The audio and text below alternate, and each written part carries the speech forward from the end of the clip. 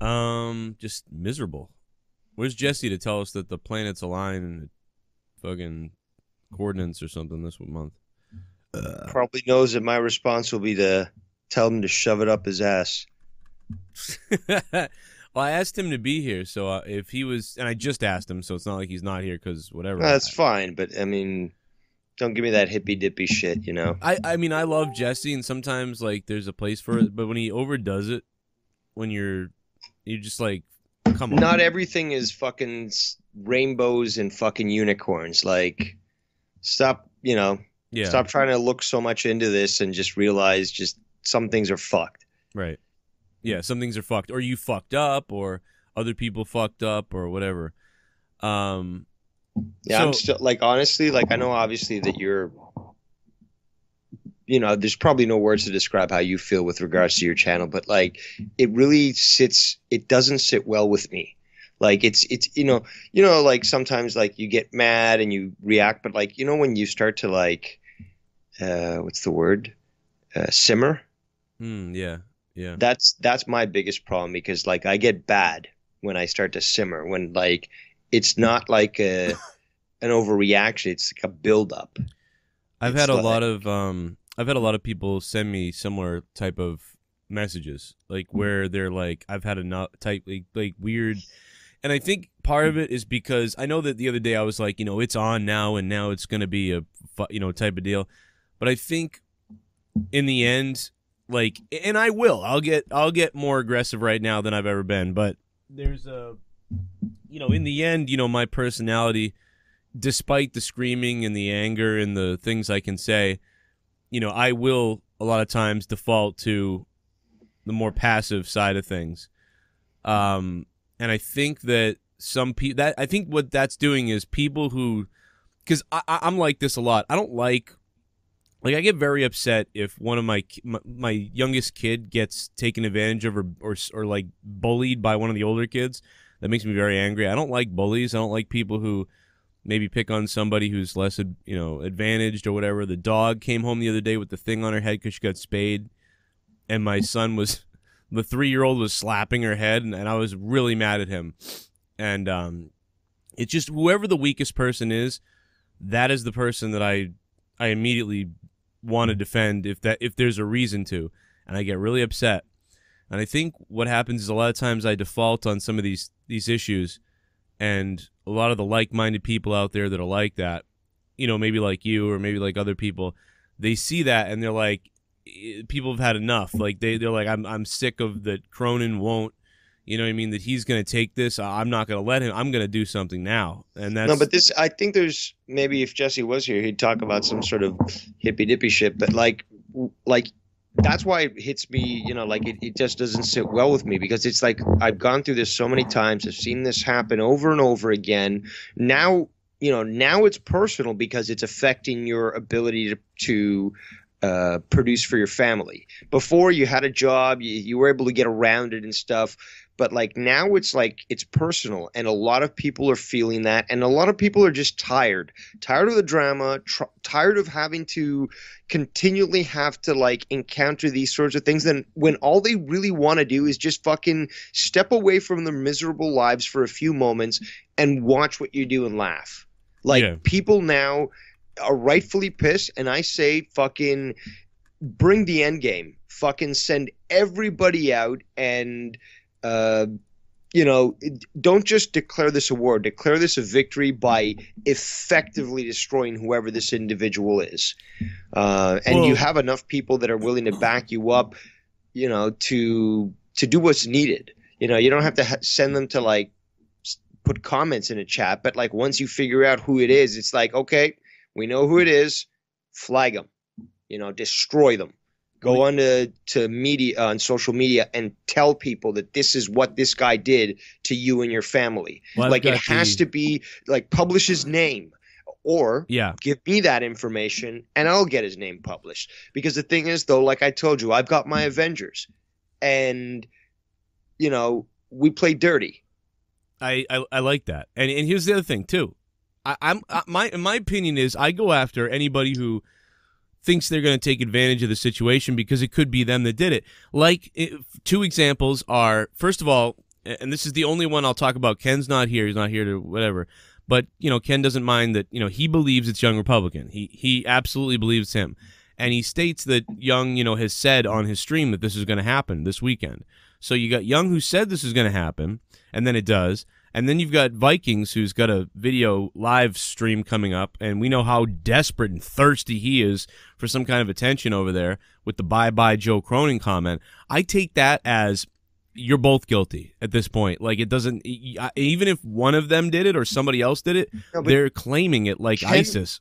Yeah, but Ken, see, here's the thing. I don't think Ken is thinking smart. And Drew, I was talking to Drew earlier today, and he made a good point, although I already had thought of it as well, is that both, what's his name, fucking Scott and Young, you know, they rely on your content to be able to reply to it. They don't want you to be censored so that they can continue to speak about you. Okay. Okay. There, you know, obviously Young's record is abysmal. I mean, he fucked me off, you know, YouTube on Twitter, and I'll never forgive that until I get back on there. So, until he gets me back on there, whatever. Because the thing is, I told him, look, dude, like, I'm not going to let this go. And I have your name. Yeah. I know who you are. Like, don't fuck with me because, you know, I'm giving you this opportunity to PayPal me, you know, the money that would let me buy a fucking new phone and a SIM card to get back onto, you know, Twitter. Right. But, you know, from talking to the guy, you know, despite the fact that, you know, he's proven himself to be a scumbag and reacts like a pussy, I don't think it's him, just for the fact, and obviously his record does speak for itself, but just for the fact that just the way everything played out, that's what, like, again, to me, there's no such thing as coincidence. Right. And on top of that, just the way, the order of things that played out really, to me, not only pushes my suspicion towards MN's Vikings fan, but I also believe that he may have been working with Amanda Carmen, with her crew of you know, Ministry of Evil, whatever the fuck they call themselves. Mongoloids of retards, yeah. But Drew told me today that apparently he was added to their chat. I think it was on Discord or something, but he was added to their chat, and apparently they cast her out after the losing of the title and stuff. And yeah, they don't like what she. I honestly, I know a lot of those people individually. They don't. I'm sure they're not that happy with her. And I honestly, you know, I don't know if I think that she would do that. But she used to control a lot of people, though. Yeah, I mean, that's my. And the thing is, though, like, how can we even trust these people? Because also there's the fucking hive. Let me ask you about this. I've got a guy the other day who wrote under my Raw video. He wrote, "The Joe Cronin Show." This was a guy a week ago who said something ominous on Twitter and on YouTube. He said something ominous. It was like a weird name, looks like a troll account name. And he said, you know, I took you down before and I'm doing it again. And he said it on Twitter and on YouTube and all these things. Oof. And then he left a comment on the Raw review saying, like, you know, this wouldn't have happened if you'd taken back what you said about Ashley. And I said, Ashley? Who the fuck is Ashley? And what are you talking about? And it was like a random person. And it was like they were basically, you know, and this is a person who said this started this 2 weeks ago, and now is back saying, see, I told you. Could it be Ashley's husband? I don't know. Like Tommy's Ashley? I don't know. Yeah, but that's the only Ashley that I know of that you've me spoken too. about. Yeah, and maybe it is. Maybe that could be. And, you know, I've said a lot of stuff about her. You know, and again, if somebody wanted me to really apologize and said, like, hey, like, this is the deal, like, I've never heard of that. So, like, there's no chance for me to do that or to, you know, I mean, first of all. But this is why I think it was targeted, as in this was planned. Or that, no. Oh, I know it was, because the coordination of it, I'm telling you, the methodology. Exactly. And the number of videos that was hit, the number of videos that you had to remove, they went back. You know, they were either aware of videos that had certain content, or they spent the time, or they had enough people to spend the time to go through them to start to do a mass flag. It had to be a controlled operation. Let me just interrupt real quick. Everybody listening to this on YouTube, I hope you guys enjoyed this. It's a 10-minute tease. I have to get more. This is a show that was made for Patreon, but you know, I got to promote it.